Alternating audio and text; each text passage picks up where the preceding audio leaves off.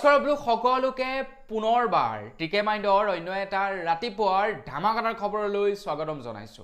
অন্য দিনৰ দৰে আজিও আপোনালোকৰ বাবে দিনটোৰ কেইবাটাও গুৰুত্বপূৰ্ণ খবৰ লৈ আহিছো। ভিডিঅ'টো প্ৰথমৰ পৰা শেষলৈকে চাই থাকিব। আগবাইছো আজিৰ প্ৰথমটো খবৰ ফালে। প্ৰথম খবৰটো জনোৱাৰ আগতে আপোনালোক সকলোকে সৰুকৈ এটা অনুৰোধ, যদি খবৰ কেইটা চাই ভাল পায় তেনে লাইক এটা কৰিবলৈ কিন্তু নাপাহৰিব। যিসকল লোকৰ আধাৰ কাৰ্ড আছে তেওঁলোকৰ বাবে উদয় তৰফৰ পৰা এটা বিৰাটেই ভাল খবৰ ঘোষণা কৰিছে। আপোনালোকৰ আধাৰ কাৰ্ডখন এতিয়াৰে পৰা বেলেগ মানুহে অপব্যৱহাৰ কৰিব নোৱাৰিব।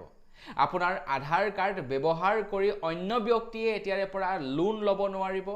আপোনাৰ আধাৰ কাৰ্ড ব্যৱহাৰ কৰি এতিয়াৰে পৰা কোনো ব্যক্তিয়ে সিম কাৰ্ড বা অন্যান্য কামত ব্যৱহাৰ কৰিব নোৱাৰিব আপোনালোকৰ আধাৰ কাৰ্ডখন। কিয়নো এতিয়া আপোনালোকে আপোনালোকৰ আধাৰখন প্ৰয়োজন সাপেক্ষে লক কৰি ৰাখিব পাৰিব আৰু প্ৰয়োজন সাপেক্ষে আনলকো কৰিব পাৰিব বুলি জনাইছে। যেতিয়া লক থাকিব সেই সময়ত আপোনাৰ আধাৰ কাৰ্ডখন কোনোৱে ব্যৱহাৰ কৰিব নোৱাৰিব আৰু যেতিয়া আনলক থাকিব তেতিয়াহে আপোনাৰ আধাৰ কাৰ্ডখন বেলেগে কৰবাত ব্যৱহাৰ কৰিব পাৰিব। আপোনাৰ আধাৰ নাম্বাৰটো পাওকে বা নাপাওকে তাত কোনো আপোনাৰ আহে না যায় যদিহে আপোনালোকে আপোনালোকৰ আধাৰ কাৰ্ডখন লক কৰি ৰাখে। তো এই ফেচিলিটিটো আপোনালোকে যদি লাভ কৰিব বিচাৰে তেনেহলে প্লে ষ্টৰৰ পৰা এতিয়াই উদয়ৰ অফিচিয়েল এপ্লিকেশ্যনটো ডাউনলোড কৰক আৰু তাত আপোনালোকে আধাৰ কাৰ্ডখন লক আৰু আনলক দুয়োটাই কৰি ৰাখিব পাৰিব যাতে আপোনাৰ আধাৰ কাৰ্ডখন বেলেগে ব্যৱহাৰ কৰিব নোৱাৰে। আগবাইছো ইয়াৰ পাছৰটো খবৰ ফালে। খবৰ লাই পৰিছে এমপিৰ পৰা।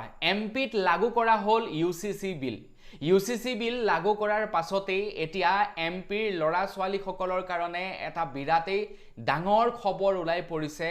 এতিয়াৰে পৰা দেউতাকৰ সম্পত্তিত ল'ৰা আৰু ছোৱালীৰ উভয়ৰ সমান অধিকাৰ থাকিব বুলি এমপিত ঘোষণা কৰা হৈছে। অৰ্থাৎ যিখন ইউচিচি বিল লাগু কৰা হৈছে এই ইউচিচি বিলখনত থকা এটা নিয়ম অনুসৰি ল'ৰা আৰু ছোৱালীৰ সমান অধিকাৰ থাকিব দেউতাকৰ সম্পত্তিৰ ওপৰত। এই ইউচিচি বিলখন আমাৰ অসমতো শীঘ্ৰেই লাগু কৰা হ'ব আৰু এই বিলখন আমাৰ অসমত লাগু কৰাৰ লগে লগে আপোনালোকে দেউতাৰ সম্পত্তিৰ ওপৰত অধিকাৰ সাব্যস্ত কৰিব পাৰিব।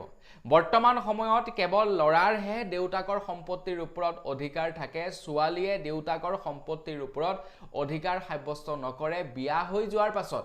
কিন্তু এই ইউচিচি বিলখন প্ৰযোজ্য হোৱাৰ পাছৰে পৰা ল'ৰা আৰু ছোৱালী উভয়ে দেউতাকৰ সম্পত্তিৰ ওপৰত অধিকাৰ সাব্যস্ত কৰিব পাৰিব। আইনগতভাৱে ল'ৰা আৰু ছোৱালীয়ে সমান অধিকাৰ পাব দেউতাকৰ সম্পত্তিৰ ওপৰত। যদি 1 বিঘা মাটি থাকে ল'ৰাই আধা বিঘা পাব, ছোৱালীয়ে আধা বিঘা পাব। দেউতাকৰ একাউণ্টত যদি 1 লাখ টকা থাকে ল'ৰাই 50,000 টকা পাব, ছোৱালীজনীয়ে 50,000 টকা পাব।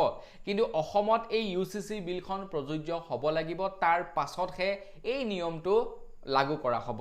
অৱশ্যে এই বিলখন খুব সোনকালেই আমাৰ অসমত প্ৰযোজ্য কৰা হ'ব আৰু তাৰ পাছতো এই নিয়মটো সলনি হ'ব আমাৰ অসমত।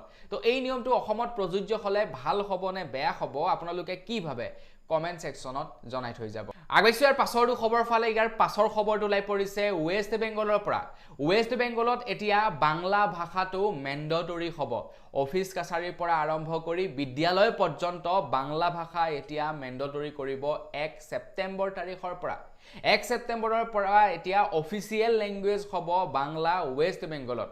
মানে অফিচ কাছাৰী সকলোবিলাকত ইংৰাজী ভাষাৰ পৰিৱৰ্তে বাংলা ভাষাৰ ব্যৱহাৰ কৰা হ'ব আৰু প্ৰত্যেকে বাংলা ভাষা শিকিব লাগিব যিসকল লোকে ৱেষ্ট বেংগলত কাম কৰিব।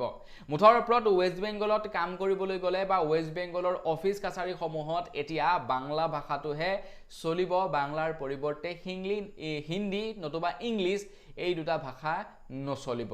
তো হিন্দী আৰু ইংলিছক অসন্মান কৰা নাই, কিন্তু নিজৰ ভাষাটোক তেওঁলোকে প্ৰাধান্য দিছে আৰু নিজৰ ভাষাটোক তেওঁলোকে আগবঢ়াই নিবলৈ সেই ভাষাটোক বা বাংলা ভাষাটোক এতিয়া মেণ্ডটৰী কৰিছে ৱেষ্ট বেংগলত।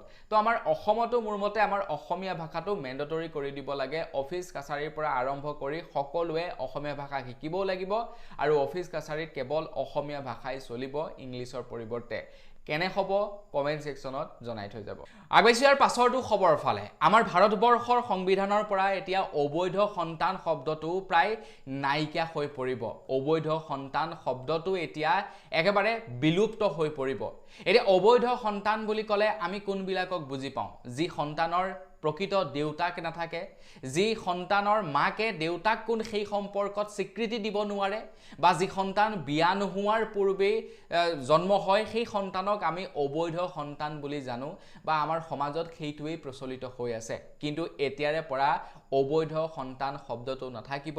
সন্তান বিয়া হোৱাৰ আগতেই হওক বা বিয়া হোৱাৰ পাছতেই যেতিয়াই নহওক, যেতিয়াই জন্ম হ'ব, জন্ম হোৱাৰ পাছতেই দেউতাকৰ সম্পূৰ্ণ মৰ্যাদা লাভ কৰিব। যোনেই দেউতাক নহয়, দেউতাকৰ সম্পূৰ্ণ মৰ্যাদা লাভ কৰিব, দেউতাকৰ সম্পূৰ্ণ অধিকাৰ লাভ কৰিব।